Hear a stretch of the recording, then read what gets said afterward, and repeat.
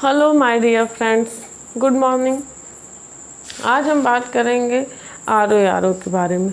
जो R O का जो फॉर्म आया है उसके लिए तो हम जो है इंग्लिश से स्टार्ट कर रहे हैं। इसके आगे आपको इंग्लिश मिलेगा, मैथ्स की क्लास रहेगी और GS करंट ये सारे पढ़ाएंगे हम, लेकिन 1 बाय 1 करके, क्योंकि वो 3 महीने के अंदर आपका पेपर ले लेगा, इसलिए 3 महीने के अंदर आपका कोर्स कंप्लीट कराना है। तो देखिए इंग्लिश का आज हम जो है इडियम एंड फ्रेजेस लेके आए, जो प्रीवियस इसके पहले के जितने भी आर ओ के पेपर आए थे उनके अंदर से ये सारे, उनके अंदर ये सारे क्वेश्चंस आए थे, तो उसका आज हम पढ़ाने जा रहे हैं। तो देखा है, एन एप्पल ऑफ डिस्कॉर्ड का मतलब होता है कॉज ऑफ क्वारल, मतलब झगड़े की जड़। ठीक, मान लीजिए जैसे एप्पल जो है ये कहाँ होता है, कश्मीर में। तो कश्मीर क्या हो गया, इंडिया और पाकिस्तान के बीच झगड़े की जड़ है। तो जैसे द हिमालयन, इसका एक एग्जाम्पल दे देते हैं हम।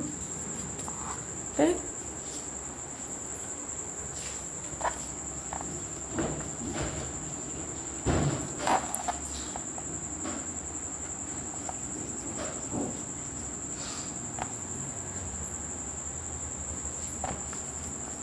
the Himalayan range of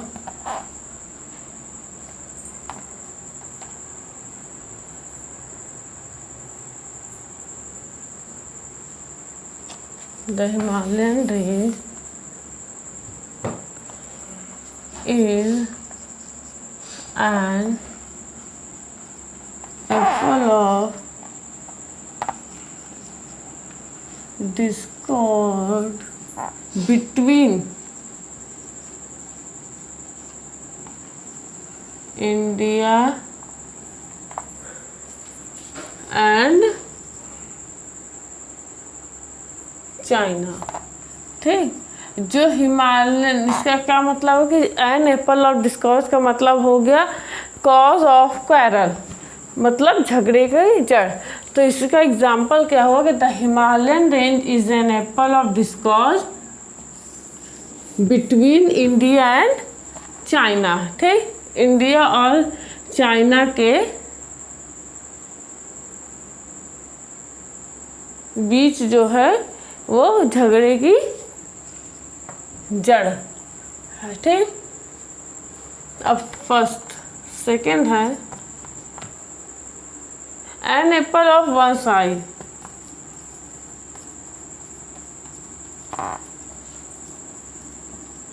once eye, ठीक, मतलब आंखों का तारा, very happy, very dear, very dear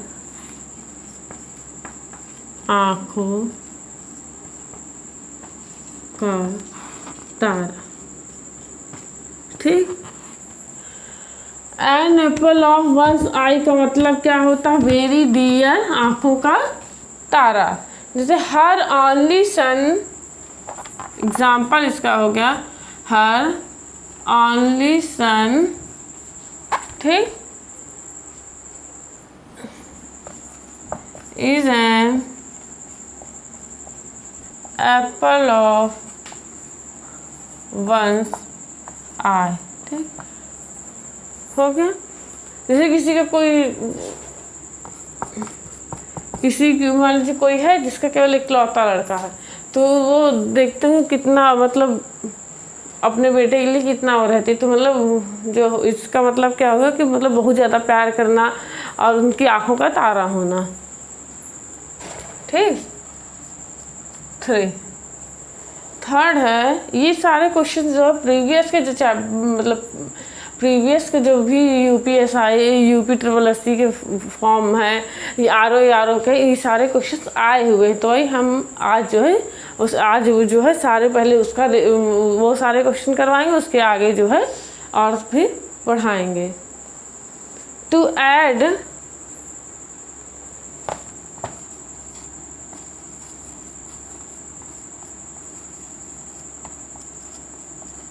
add fuel to the fire. ठीक, to add fuel to the fire to aggravate some situation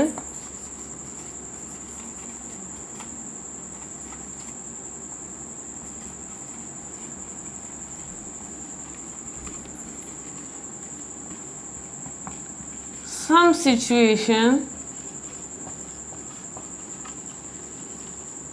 और मैटर,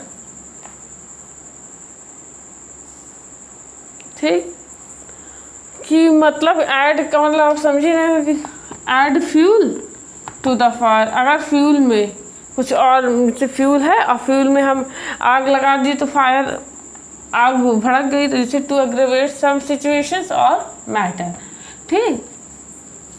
जैसे कि हमारे अगल बगल दो लोगों के बीच में लड़ाई हो रही है और कोई तीसरा पहुंचा, उसमें आग में घी डालने का काम करे तो आग और बढ़ गई, समझे, और अधिक भड़काने की कार्रवाई, जैसे कोई और गया और उसको और अधिक भड़का दिया, ठीक। जैसे एक एग्जांपल देते हैं,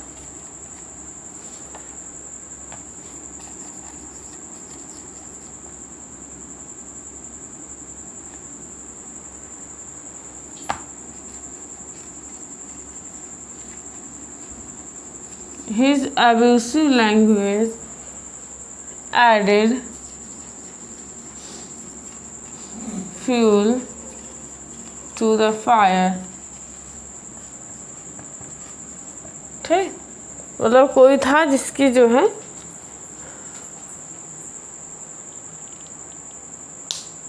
ठीक, तो मतलब समझ आ गया ना कि हम जैसे कहीं कि दो लोगों के बीच में लड़ाई हो रही है, कोई तीसरा पहुंचा, उसमें जो है भड़का दिया कि इस वजह से लड़ाई हो रही है फिर क्या, तो जिसमें उन दोनों लोग में क्या हो गया, आग और भड़क गई और तेज लड़ाई करने लगे ना। तो ये जैसे इसीलिए जो है एग्जाम्पल दे दिए आप लोग, जिससे आप लोगों को समझ में आता है। जैसे his using language added to the, जैसे किसी की है कोई गाली वाली दे दी तो उससे और आग भड़क गई।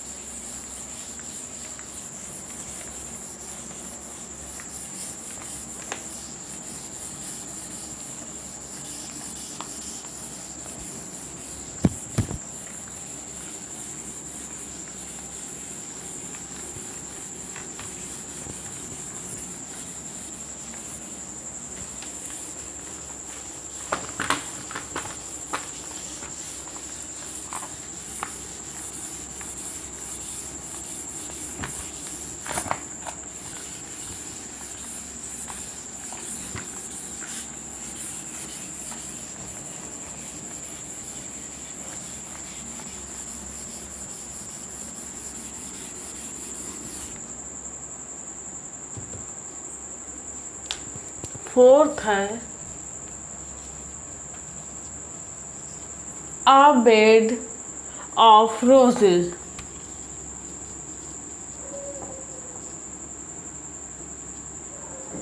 a bed of roses का मतलब क्या होता है, an easy and comfortable situation।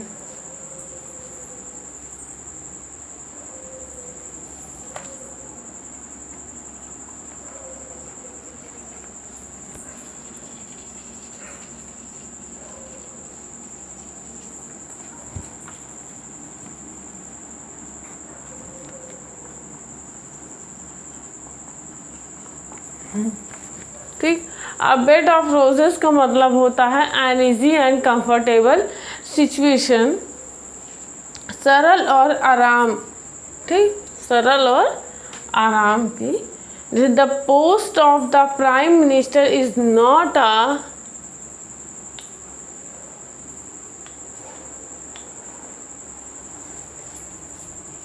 Example क्या है, the post of prime minister is not a bed of roses।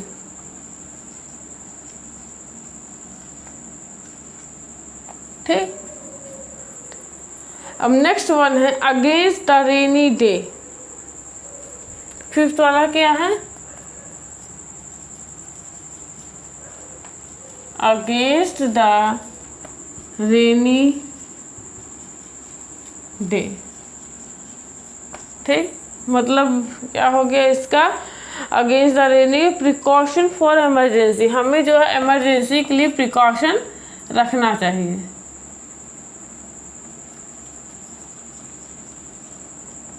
Precautions for emergency.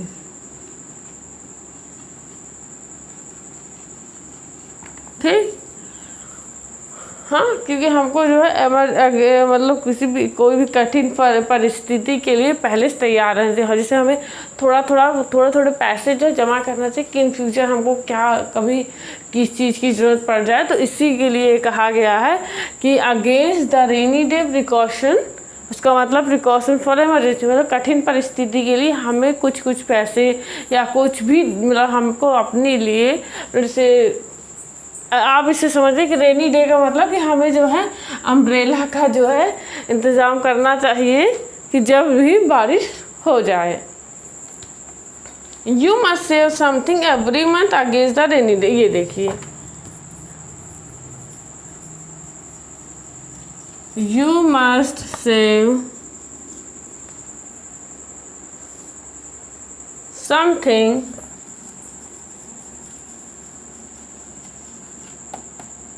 every month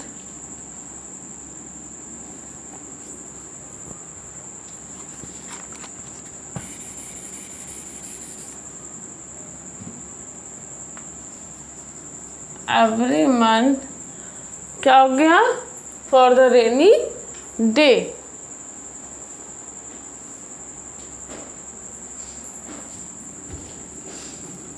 against the rainy day. ठीक, नेक्स्ट वन है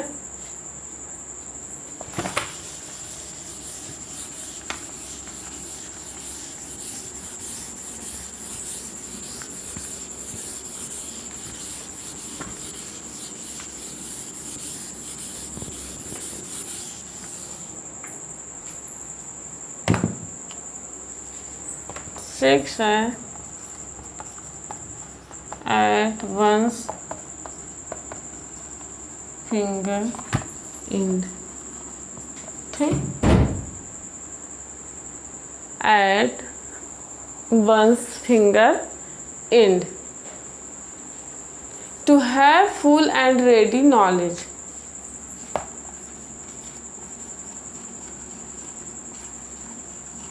full and ready knowledge।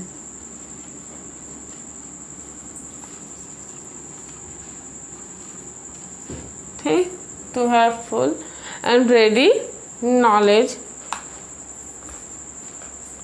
ठीक, मतलब पूर्ण और तत्पर ज्ञान। ठीक, वंस फिंगर इनका मतलब to have full and ready knowledge, मतलब इसका क्या होगा कि हमें जो पूर्ण और किसी भी टॉपिक या कुछ भी है तो उसका हमको पूर्ण और तत्पर ज्ञान होना चाहिए। जैसे कोई भी क्वेश्चन पूछा तो कोई बच्चा रहता है जिसको एकदम लर्न होता है, तुरंत हम क्वेश्चन नहीं पूरा कंप्लीट कर पाते, उसका आंसर जो है आ जाता है। तो उसी टाइप से जो है, जैसे a lawyer should have, example क्या हो गया, अ लॉयर should have, ठीक, a lawyer should have all the sections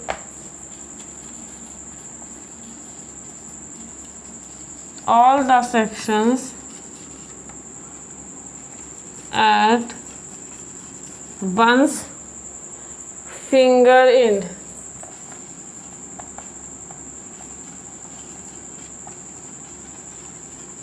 ठीक, मतलब क्या होगा कि जो लॉयर है वो उसको सारे सेक्शंस लर्न हुए रहते हैं। ठीक है, चलिए 7th क्वेश्चन है bold from blue.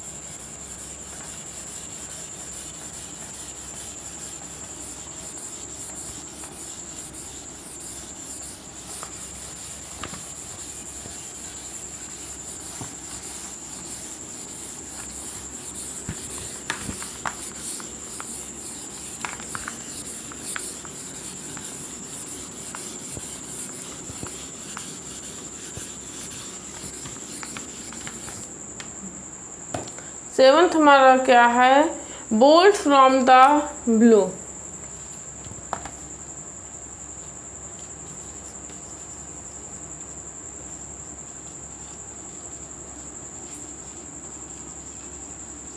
Bolt from the blue, a sudden calamity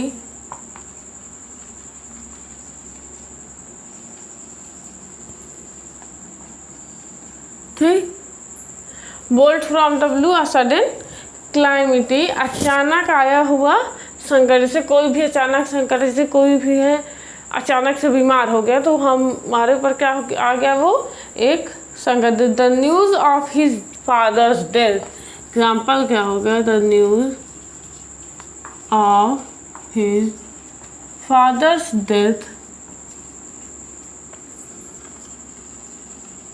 father's death came as a bolt from the blue। ठीक, कि हमारे जो है मतलब पापा के जब डेथ की खबर आए तो हम क्या हो गए, एकदम शॉकिंग हो गया ना, सडन अचानक ऐसा हुआ तो हम एकदम शॉक्ड हो गए। नेक्स्ट है मैडन स्पीच।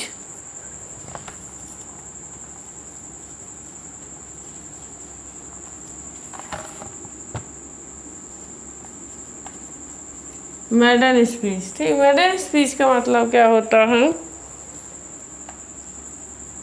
मैडन स्पीच का मतलब फर्स्ट स्पीच, पहला भाषण। क्या हुआ, फर्स्ट स्पीच, पहला भाषण, कोई है किसी का जो है पहला बार, जैसे हिज मेडन स्पीच,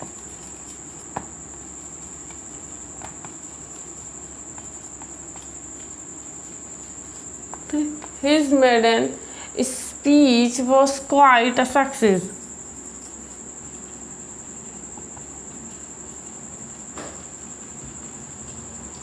मतलब क्या हुआ कि उसका जो पहला स्पीच था, पहला भाषण जो था वो क्या हो गया, सक्सेस हो गया। नेक्स्ट 9 क्वेश्चन क्या है, 9 है व्हाइट एलिफेंट वेरी एक्सपेंसिव।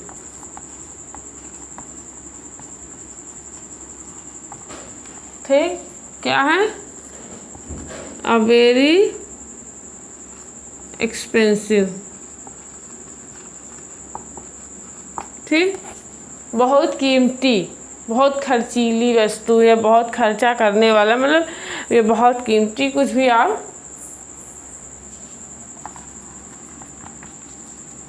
ठीक, जिससे अ वाइट एलिफेंट का मतलब अ वेरी एक्सपेंसिव थिंग, जिससे हो गया बहुत खर्चीली वस्तु।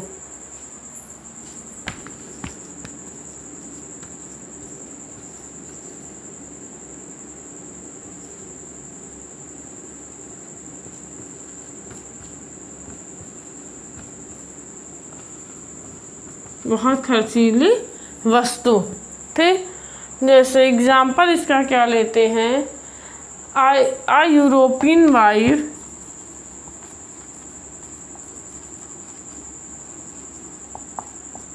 A European wife is a white elephant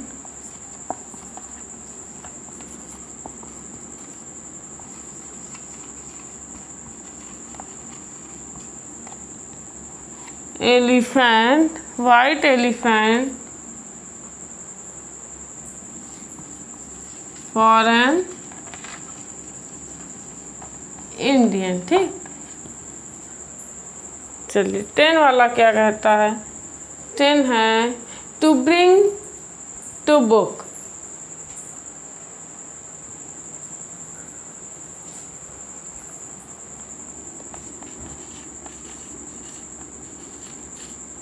to bring to book. ठीक, इसमें क्या है, टू पनिश, सजा देना, टू पनिश, सजा देना। हाँ, the offender should be brought to book.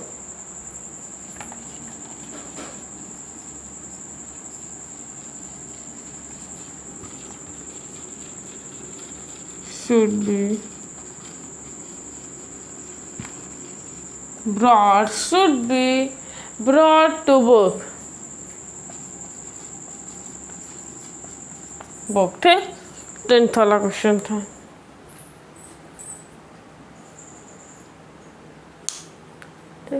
ये तो था इडियम एंड फ्रेजेस थी। इसके आगे की वीडियो में हम लेके आएंगे इंग्लिश का ही सब्स्टिट्यूशन, वन वर्ड सब्स्टिट्यूशन। क्योंकि हमारे पास पढ़ने के लिए तो बहुत कुछ है। वन वर्ड सब्स्टिट्यूशन लेके आएंगे, करंट अफेयर्स लेके आएंगे। इसलिए प्लीज़ सब्सक्राइब, चैनल को सब्सक्राइब कर देंगे तो आपको नोटिफिकेशन मिलता रहेगा। उसके आगे हिंदी का लेके आएंगे और जो है करंट अफेयर्स, करंट का, जीके का, जीएस, मतलब सारी जो है सारी वीडियोस आपको इसी चैनल में मिलेगी। तो so please please please subscribe the channel. Thank you so much.